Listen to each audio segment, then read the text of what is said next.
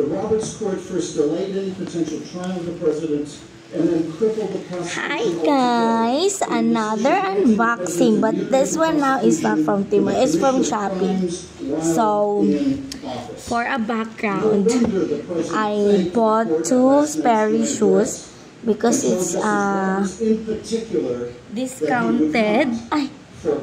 Yeah, so that's it. So I want you to see my shoes.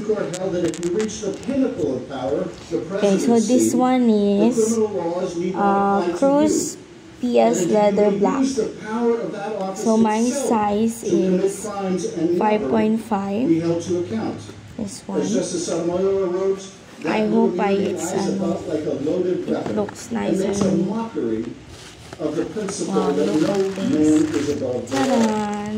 Now we've entered a perilous new phase as a country, in which a person who escaped the application of law is now charged with administering the law, in which Donald Trump has appointed his own criminal defense lawyers to top positions in the Justice Department and appointed an FBI director with a long, published enemy's list.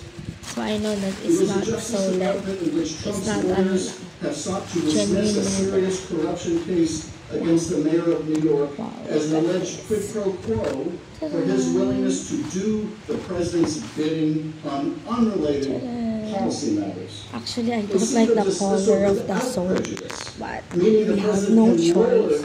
That sword of Damocles on the head of the mayor, should he ever demonstrate independence from the whims of the big on president. me, I'm not sure. 6 I will try it Justice Department first. prosecutors resign their office rather than pervert justice in this way.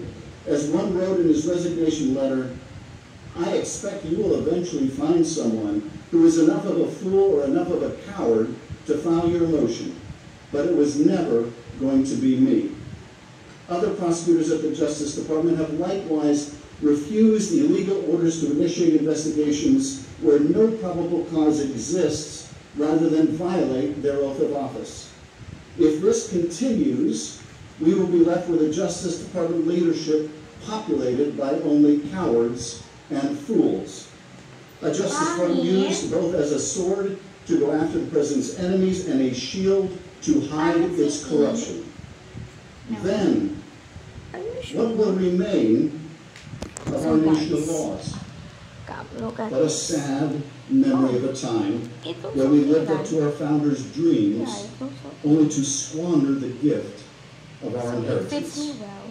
Mr. President, I yield It's back. okay. It's good. Yeah. Okay. So as you can see, they have this. What do you call this one, sweetie? Shoelace. Yeah, this kind of shoelace. Okay.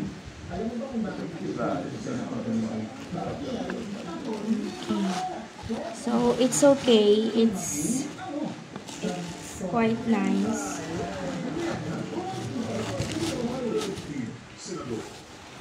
A lot of people have sort of kept faith with the president. There's been a logic to a lot of what he has done, and he's had a lot of support from his senators and his administration on his course of action trying to get people to the negotiating table. I think that is starting to fragment because of the calls Okay, so this one is SC Cruise PSB. I don't know TW. Last week you will remember that we had the shocking showdown between Presidents Trump and Zelensky in the Oval Office. Almost the same as that one, but between the leaders was widened on Monday night when this one is Donald not Trump on leather. This one is, ta-da! It's not A leather. lot of people have sort of kept faith with the president. There's been a logic to a lot of what he has done, and he's had a lot of support from his senators and his administration on his course of action trying to get people to the negotiating table. I think that is starting to fragment because of the calls to assistance and particularly intelligence sharing. He's had a lot of criticism from quite a number of Republican senators. This time last week, you will remember that we had the shocking showdown between Presidents Trump and Zelensky in the Oval Office. That evident rift between the leaders was widened on Monday night when Donald Trump paused the shipments of military equipment to Ukraine, which was in turn followed up on Wednesday with confirmation that the US had paused intelligence sharing with Kyiv. Yesterday, Donald Trump's Ukraine envoy, General Keith Kellogg, was asked to explain why they'd taken these measures. The best way I can describe it is sort of like hitting a mule with a 2x4 across the nose. You got their attention. And it is significant, obviously, because of the support that we give. Okay, but it's one way to get your attention to do it. But it's a pause. It's not an end. And it's not up to them to do it. And I know that the allied partners that has anything to do with U.S. support as well are kind of politically involved. So anytime there's a military person, anytime you displace Sweetie, assets, primarily from the intelligence it community, looks okay, right? it's pretty significant. Well, Okay, President but Zelensky posted you know, as an X on always, Monday saying last their week's issues meeting had are been regrettable. tight. And in the last hour, speaking from the Oval Office, Donald its Trump said first this use, when he was but asked if Russia was eventually taking it advantage of the US pause will in become intelligence ano. support for Ukraine. I think he wants to get it stopped and settled, and I think he's hitting them Loser. harder than he's been hitting them. And I think probably anybody in that position would be doing that right now. He wants to get it ended, and I think Ukraine wants to get it ended, but I don't see it's crazy. They're taking tremendous punishment. I don't quite get it, but I suspect, Michael, he probably wants to get it ended.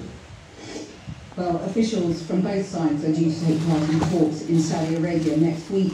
Hard to know where to begin. Penny, let me begin with you, because we've had that You think it's nice? Social, which Donald Trump was talking about sanctions on Russia. You didn't really follow through on that. Okay, that's all, guys. He trusted Putin, wanted peace. He understood why Putin was doing what he was doing, so he didn't really sort of follow up on that Thank you, as perhaps Ukraine might have wanted him to. So I will